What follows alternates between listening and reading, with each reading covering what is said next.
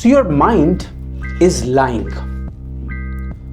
Let's understand this in this video, that how we are constantly defeated by our inner voice.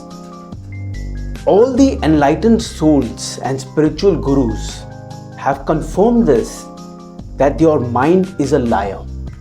Whatever your mind is generating, all the kind of thoughts about failure or survival, or we are not good enough, and whatever beliefs that we get and all the voices that they come, you don't really have to pay any attention to them.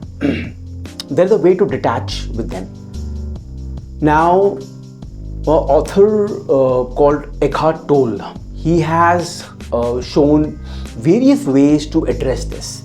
How we can come out of this trap and start detaching from our mind and from this inner voice, which is constantly creating that mental chatter and giving all the negative beliefs about our life and who we are. So, and that in turn creates a lot of trauma in all of our lives, because we keep believing what our mind says. Once again, whatever it says is all a lie. That is what we need to understand.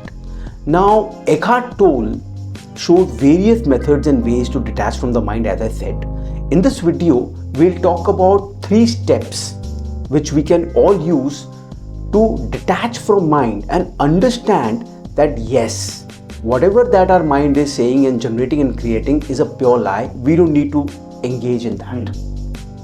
That's what we need to understand. So what are these 3 steps? Quickly, the first step is watch the thinker. So what do I mean by this is, whenever there is a thought coming up, let's take an example. Let's say we get a thought, I'm going to fail. I'm going to fail for sure. Now this is the thought.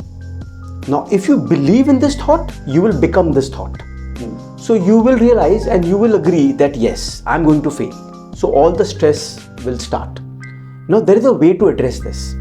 When such a thought comes, what watch the thinker analogy says, you got to rephrase the thought. You got to say, okay, I'm getting this thought that I might fail. I'm getting this thought that I might fail. Now what is suddenly happening is that you're weakening the thought. You are not becoming that thought that you will fail. You are weakening the thought by saying that I'm getting this thought that I might fail. There is a big difference between the both. So that is what is first step. Watch the thinker. Whatever thought comes, hold on. Don't become the thought, watch it. Second step you can follow is connect with your inner body. Now what do I mean by that? Or rather, what Eckhart Tolle says, connect with the inner body. So when there is vortex of thoughts going on and you are just stuck in that, to exit that, to come out of it, you can, one thing that you can do is watch your breath. So you can just go into the stillness, watch your breath. As you keep watching your breath going in, coming out, going in, coming out, so you will connect to your inner body. There is also another way you can focus on your third eye, which is right in between both the eyebrows, right in the middle, which is also called as a third eye, as a cosmic eye, as a universal eye. You can even focus on that.